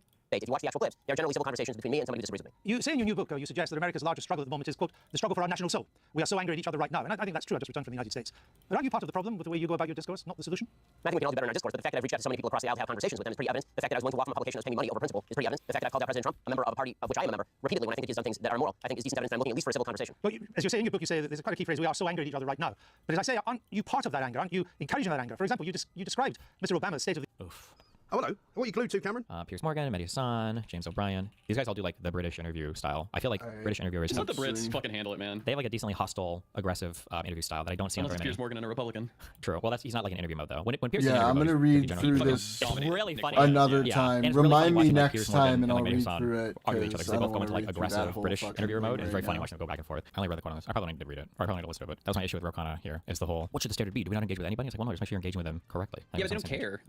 They're on the Trump mode of just like attack, never actually try to come to an understanding with one another. Wait for who? Like Rokana. There. Well, no, I wouldn't say Rokana is he's a weird one. He's going to be our future federal, by the way. But I think that this is still just demonstrating that people just aren't hitting the granularities of platforming of what it means to platform people in different ways. But do you think he's trying to be good faith there? Do you think he's actually hearing people being like, oh, yeah, well, like, no, I don't think he's being. Yeah, I don't think he's being bad faith here. I think a lot of people just are missing the platforming argument. They just don't understand it. Because I think Tim and Sarah, I think one of them said something where they were kind of hitting at it. They just don't have the vocabulary for it. I don't remember if it was on their show. Somebody else was like, oh no, it would be great if Josh Shapiro were to go on and argue with Hassan Piker. That would be great. I think it might have been Sarah that said that. So like they do understand the different types. They haven't like fully fleshed the ideas out yet. Because I just don't think these people think about this thing as much. Whereas like in the online world, we've had so much discourse on responsible platforming and everything. You know, that was on Jake Tapper. Oh, maybe it was. Yeah. Watch the Rokana clip. You have made. I hate this woman. She gives Trump the softest of softball interviews. I'm sure it was at the behest of the whatever media she was running for. But God, she gives us. Wait, what did I just say? You said she gives really softball interviews. You said you hated her. Wait, softball interviews too? I said to Trump, right? Yes. Okay, that's what I'm trying to say. I'm sorry. Yeah. She gave Trump some of the softest of softball interviews I've ever seen in my entire fucking life. Who's been quite outspoken. You have made several appearances on a show hosted by socialist commentator Hassan Piker. Some of your fellow Democrats, though, have raised alarms about his views. Here are two members of a left-leaning think tank. This is how they put it. They wrote, quote, no left-wing agitator is more influential and extreme than Twitch streamer Hassan Piker. He's referred to ultra-Orthodox Jews as inbred, employed anti-Semitic dog whistles, bloodthirsty, violent pig dog against an anti-Hamas viewer of his stream, compared liberal Zionists to liberal Nazis and said Hamas is 1,000 times better than the Israeli state. Now, Hassan Piker says some of his comments have been taken out of context, but he largely stands by them. Do you have any regrets about appearing on his show? None, and I would go again. But I, of course, condemn those comments. I mean, I've described Hamas as a terrorist state, and we need to unequivocally condemn anti-Semitism. But Hassan Piker was at the DNC in 2024 covering... Didn't he get kicked out of the DNC? Vice President Harris. What should the stand... Ah, that's such a bad... Hassan showed up at the DNC the first time, the very first stuff he was doing there was to march with the, what were they called, the undeclared or the unaligned or whatever. It was the pro-Palestinian people were saying they weren't going to vote for the DNC candidate, for Kamala Harris. Yeah, what are they called? Is it the uncommitted? Of the Democrat speech, should we not go on Theo Vaughn? Should we not go on Sean Ryan? Yeah, he's messing all this up. Yeah. Should we not go on Joe Rogan? Should we just have these purity tests of canceling folks? The lesson of the last election is we've got to be out there. We've got to engage. It's a complex, messy, multiracial democracy. I will defend my views, but the people who are saying don't engage will cost us future elections. Do you run the risk of legitimizing some of those views by appearing on his show? How do you answer that? He's got millions of followers. He'll have millions of followers whether Ro Khanna goes on his show or not. The point is that we should go on and have tough conversations. You know, actually, I respect Rahm Emanuel. Rahm Emanuel says he'll go on, and if he makes a comment that I disagree with, then I will push back right there. So I think the test should be what you say. If someone is going on these programs and not pushing back against anti-Semitism, fine. But, you know, I haven't done the background check on you, Chris, and I'm sure there are no crazy comments. I've not said anything like that, I can assure you that. Where do you draw the line, Congressman? Would you appear on, for example, a right-leaning show, Alex Jones, for example, who has made controversial comments that have enraged people, hurt people deeply in some instances? Look, there is obviously a line, and I probably wouldn't appear on Alex Jones. But why not? Yeah. See, like he's missing. I'm trying to describe malice when it can be explained with other things. So I'm assuming he's not being malice. But like, yeah, but like, why would you give a different answer for that? What happened to all the answers that you just gave about how important it is to be on other platforms and other people's shows and everything? Like, I don't understand that. Yeah. But the point is, I don't think that line should be with Hassan Piker, who has millions of followers, and largely what his view has been critical of the blank check that. Oh, see, so now he is more supporting the view. I guess right he would now. say because Alex Jones is more. No. Is he saying Alex Jones isn't like critical here, and Hassan is? Yeah, that's what it seems like. Okay. Or I don't know. He's mixing up a few positions there. Because with Hassan, he made it seem like he just wanted the audience and the position didn't matter. But then with Alex Jones, it seemed like he attacked the position. So practice question. Tim says, okay, yeah, I get what you mean with platform stuff. I think Hassan deserves what you call the friend treatment because he's with us on Trump. What do you say? But he's not. He's never with us. I have a different section on. Just because he's with you on one thing. No, they're not with us. If we why grant, socialists? If we grant him that he is though. Well, no, but I wouldn't grant that. You wouldn't just grant and move. No. Why socialists okay. should be excluded from the Democratic Party? Okay, so my subsection 1 here is there are severe ideological mismatches and any similarities are only true at the surface level and will quickly diverge as soon as you dig into them. And then some examples I've listed are single-payer healthcare, equality on social issues, no more foreign wars. What was the thing that he gave? Like anything when it comes to an issue where it seems like we have some alignment, they'll say that we are aligned because they appear to have the similar position to us. But then when you dig just a little bit further, you find out that their position is about as far away from you as yours is from Trump. So like when it comes to them pushing for single-payer healthcare, in our mind, in the liberal mind, you're thinking like, oh, okay, well they want single-payer. I don't know if I would go quite that far, but like I think that on the journey to single-payer, there's a lot of good stops that we can make. But in their mind, the ACA is a failure. They hate everything that Obama did with healthcare. They view these things as just like proletariat slop in order to appease the masses, and they're all or nothing on it. So I don't know if you have like strong ideological alignment there. It just seems like it because you're both opposing kind of like the Trump thing. When it comes to like equality on social issues, sometimes they'll play like the idpol thing, but like Hassan has said, the social issues are completely fucking irrelevant. And you can see that Hassan lashes the fuck out when idpol stuff comes up, when it's from people that are saying things that he doesn't like.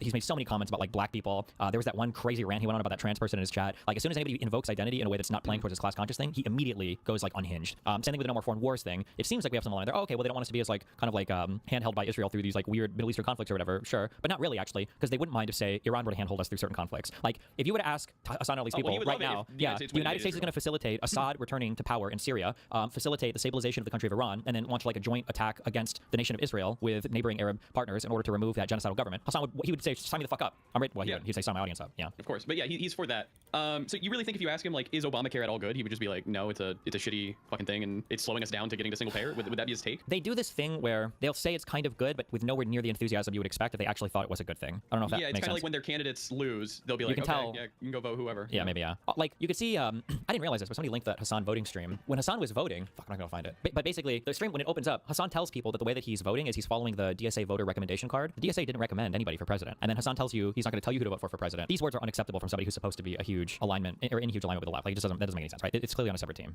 I also don't know. I don't think Kyle Kalinske ever endorsed. He told Ethan Klein he voted for Kamala. I don't give a fuck. He should have told his stream to vote for Kamala. It really doesn't even matter who he voted for. Did really Hassan not tell his stream to vote for Kamala? Did he like bitch out and be like, oh, you can vote whoever you want, who cares? Fuck, why can't I find this? Hold on. Oh, it's this. The election is around the corner right now. Official right now. I'm going to not show you anything, okay, obviously, but I'm opening up my official ballot right now. And in order to, and we're going to go through the ballot measures as well. I will, of course, be, as always, using the DSA LA voter guide. So he's using the DSA LA voter guide, which doesn't speak at all to any of the federal candidates. So I don't know if he says anything at all about, the senator's going to watch all this shit. But when it comes to, have you never seen his voting for president thing? He said, apparently, I can only convince you not to vote for Trump. That is like the weakest. Here. That are coming out of my mouth. Possible. Anyway, thank you for the 50 gifted subs, Acid Burns 3.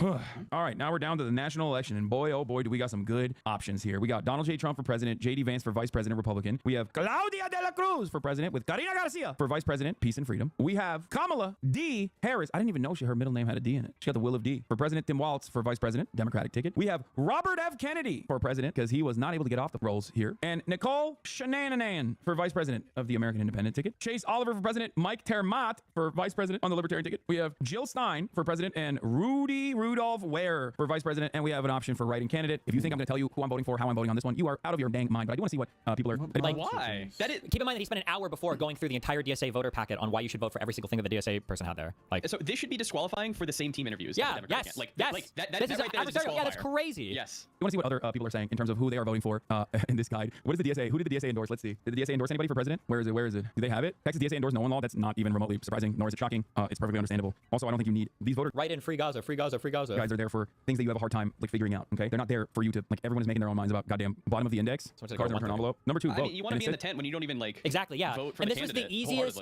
This is the easiest vote on the planet. Like, if this is what you're having trouble with, then you're never going to be. That's not in the same team. You're never going to be on the same team. Yeah. Yeah, no, you're not. Like, you're not. I think this is the biggest thing that you could show fucking Tim at this point. And just be like, I mean, how can you allow this guy in the fucking tent when he won't even say you should vote for fucking Kamala? Yeah. General public that. Where's that Rokana tweet? Triggered. I put them off and undermine your points and make people listen. Tim Miller doesn't care. He sees Hassan as a Joe Rogan type that has potential Dem voter audience that can be used to the Dems' advantage. Okay, but here's the thing. Not to knock our place in the streamer world, but Hassan has nothing on Joe Rogan's influence. It's not even remote. We're like multiple orders of magnitude away between Joe Rogan and Hassan Piker. Okay? I don't know if Hassan can run ads on Twitch right now, and Joe Rogan is signing 9-figure Spotify deals. All right? It's not even remotely close. Number 1. Number 2, there are no platforming mismatches happening. The big thing that I'm getting pissed off at Democrats for are the platforming mismatches. When conservative people are going on Joe Rogan, they're going there for either friendly conversation or same team platforming, okay? That's what's happening on these places. But Democrats that are going on these far leftist platforms are running up against way more hostility than they're prepared for. They're not ready for it. So, like, Hassan is never going to give you, if you're like a moderate Dem, he's not giving you like a super favorable platforming, and his audience definitely isn't doing it that way. I think you should change the. You have 4 things, right? Same team, blah blah blah. Yeah. I think you should like make it like best friend, friendly, and then something combative. I think I don't know. I just think the naming of them kind of can help out because people could use this in the future, and if you make it wordy, like then they won't use it. Okay, I'll think of the names. Okay. Good. Oh, I think I retweeted this tweet a while ago. This was pretty good. Okay, so how do you do an analysis of relative power here? How does Joe Rogan derive his immense power, and how does that differ from Piker? Specifically, thousands of different people appear on Rogan, including comedians, scientists, UFC fighters, conspiracy theorists, and also politicians. This means that Rogan works as a political influencer vector because people show up for MMA or Weed Chat or whatever Jordan Peterson is yammering about, and they get politics as a byproduct. Rogan also has influence on other domains, not just politics. For example, there's been a long-running intra-hunter debate on whether or not he's had a positive or negative influence on the sport. So Rogan draws people in on one topic, then exposes them to a whole lot else, including politics. This gives him influencer status across the board. This is why I was going on to so many other podcasts during kind of like the Red Pill arc, and then in the year afterwards, is because I can jump onto a lot of different platforms, talk to people there, and then also like kind of do a little bit of politics on the side. But the reaching and branching out is a really important part of like starting that. I was gonna say for some reason Hassan can't do this, but it's not for some reason. Hassan is too fragile to do this. He's incapable of going onto platforms where he's not going to get like the ultimate dick suck narrative. And it seems to be, unless I've missed it, I don't know if Hassan has any interest outside of politics. I don't know if Hassan like listens to music or watches movies or he just doesn't like. I don't know what he could go off like. I don't even know if he really likes anime. Like I feel like when I listen to him talk about anime, even he's like faking it or something. I'm not sure. He talked about like the most dog shit animes. Yeah. Now contrast that with Piker. Piker's content is almost exclusively just one thing, talking about politics from a far left perspective. Now, another related comparison, Rogan is also politically ambiguous to the general public. We Democrats might see him as an extremely right-wing, or might see him as extremely right-wing, but that's not what draws all his listeners in. So in Rogan's case, we have a macho dude whose reach is sprawling precisely because he has content diversity and political ambiguity. In Piker's case, we have a dude ranting CCP propaganda at like-minded people and occasionally electrocuting his dog. That's it. He misses a little bit here, technically. Hassan does try to present himself far more moderately to the public. I like the eugenics music. All of the side stuff for this game, like the art and everything is super cute and everything. They try hard. I don't like the styles. I don't usually like gross stuff, but like if you're into that, it's super cute, I think. But hold on, what's this guy gonna do to me? Wait, I need to finish this.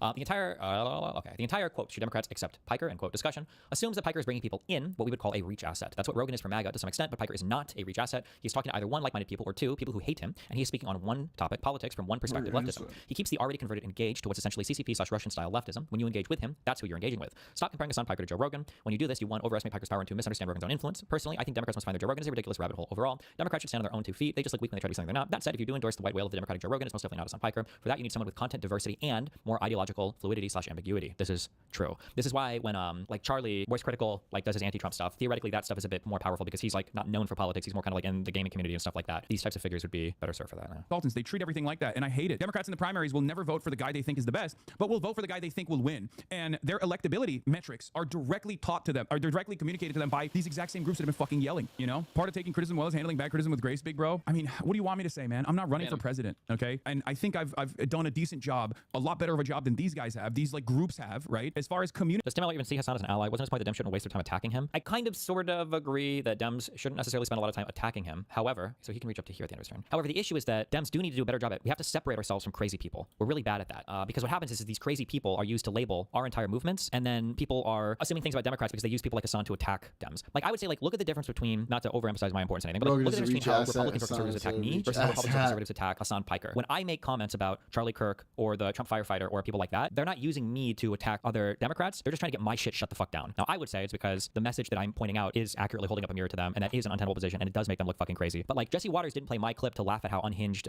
you know, the Democratic Party is and blah, blah, blah. He played that clip, and then everybody amplified it as a way to get my YouTube demonetized, right? Is to try to attack and shut down my speech. Nobody, or at least I haven't seen it. If somebody has counterexamples of this, I'd be interested in seeing it. But I have not seen anybody use Hassan Piker in a way to shut down Hassan's speech. It seems like they always quote tweet him to try to attack other Democrats. They don't want him deplatformed. He's an important player for them because they can use him as a vector to go after other people in the Democratic Party. Maybe there are people that are doing that. I haven't seen that. It would be interesting. I think they tried during the 9/11 clip. They might have for that. I don't remember, it was a while ago. But over the past like few months, I'm usually seeing Hassan used as a vector to attack the rest of the Democratic Party. Yeah, agreed. That there is a metric ton of awfulness there, right? With Sarah Longwell specifically, I mean, I didn't know she had like petitioned or lobbied to make drunk driving legal, for example, which... Is that true? Wait, so what is the context on that? No idea. I just heard him fucking spouting off about it and he said something else. Hold on. You know, we can find consensus on that, right? I mean, I'm not antagonistic to that, okay? Or that she played a formative role in Kamala Harris campaigning alongside Liz Cheney. That was a spectacular failure for the Kamala Harris campaign, and now we know who was responsible for it, right? Or at least to some degree responsible for it. So was that true? How involved was she there? You know, their advocacy and their past is infinitely worse than someone like mine, you know? Oh my God. Also notice again how for Hassan, he won't actually stand on business on any of his takes ever. He'll do this again. It's this weird, ignore the subject matter, pivot to something that's easy to morally grandstand on, like Israel, and then attack personally or misrepresent your opponent. Like over and over and over and over and over again. So Sarah Longwell tweeted out apparently, what is this? Hold on. Remember that the woman who is calling a vulgar Twitch streamer toxic has done much more in her lobbying career to cause harm to others than Hassan ever could. Okay, her position on this was, yeah, I opposed lowering the legal limit from 0.08 to 0.05, which would have meant giving sober people who had one drink DUIs. Every state legislature in the country agreed with me except Utah. If you think about it for 5 seconds, I bet you agree with me too. Oh, so we should get greater context than reading a couple sentences in an article about you. Wow, imagine you actually looked at the context of what Hassan says rather than some right-wing rage-bait articles about his quotes. What's the context for America deserved 9/11? Americans caused much death and despair during the 20th century, and the global conversation never resulted in attacking Americans. It was vulgar and uncouth way to say it, but it wasn't some cheerleading statement of wait, so then there is no context. He just believes it. What? Okay. All they got is he's vulgar. Nobody says that about him. And are people saying that about him? I feel like the thing that people are fixating on are like the anti-Semitism thing and statements he's made, not like just being vulgar. God, I hate this guy so much. He's such a loser. He's so weak. I don't even know if Hassan is vulgar. Like usually, or the vulgar statements people are making, there's another pointing them out. Like the Crenshaw statement was about probably more about being mean to a vet and being like a terrorist supporter maybe than just like being vulgar. But Alonzo Garmendi says, honestly, Tim said he was vulgar. That was the only time I saw that being brought up. Yeah, well, like people kind of say like, oh, like he's this and this and he's vulgar too. But the main criticism of Hassan are not that he's vulgar. Oh boy. Let's do connections. Connections time. Oh, Protein. Here. Polly. Fellow.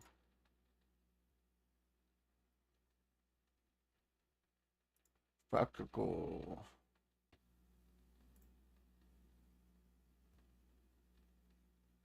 Who's on? Pull up.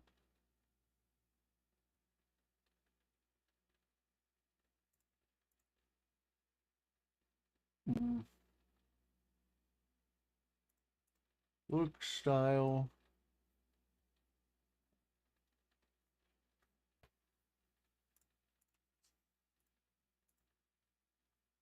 Nice. All right.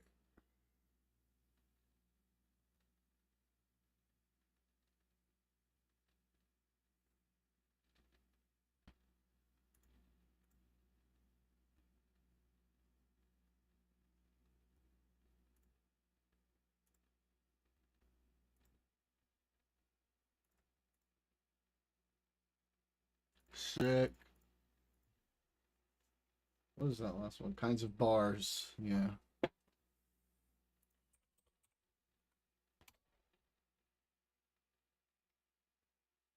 Let's go de la time. Oh, jeez. Alright, this looks like Soul.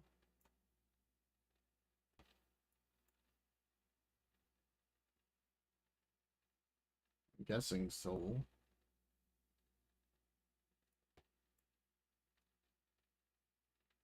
I know where though.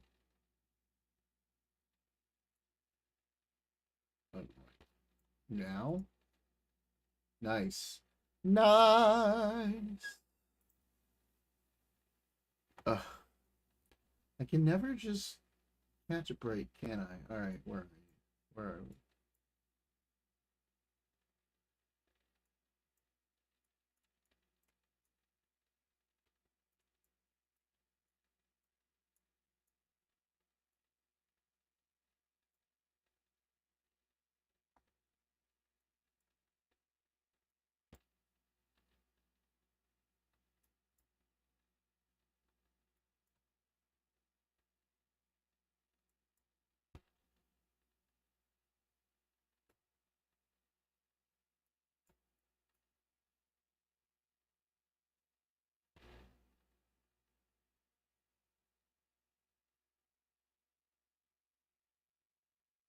That A with a little circle.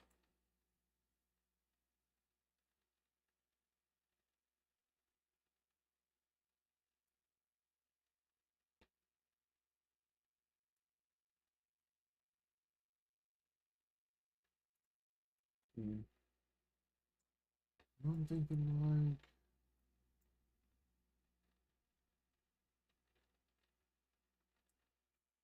40s? 41. Okay. Punished by watching. God damn it.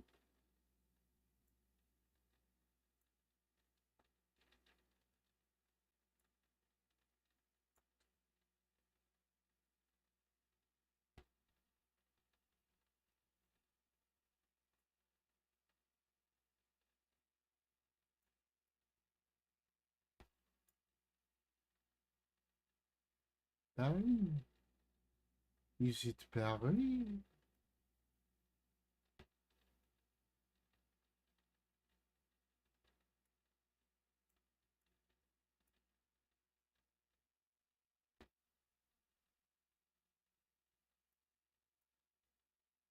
Rolling over here. Oh, yay. It is. Somewhere around here.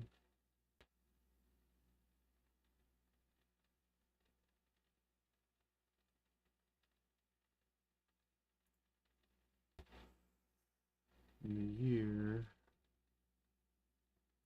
It's like the 60s. 3 years off.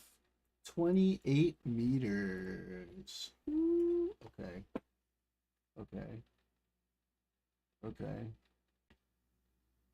The fuck is this? It's like the 70s or 80s, maybe?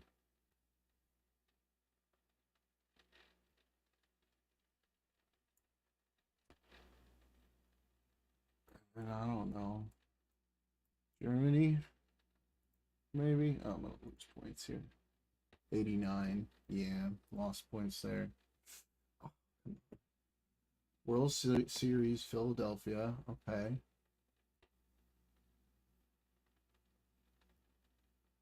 Okay.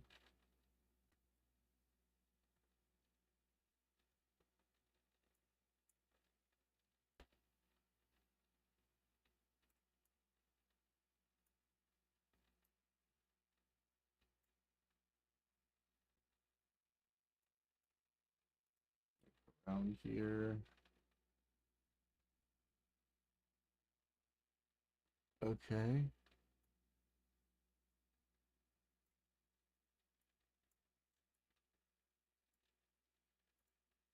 All right.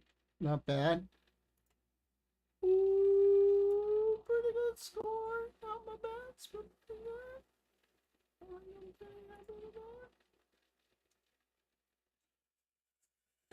Ooh.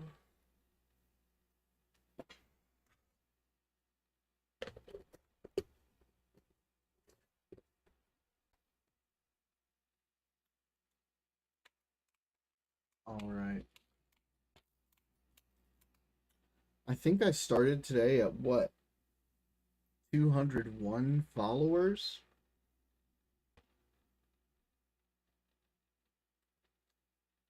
I got 13 followers, and I think every single one of them was a bot. So we'll see how many of those actually stay followed, but, you know, whatever. Whatever.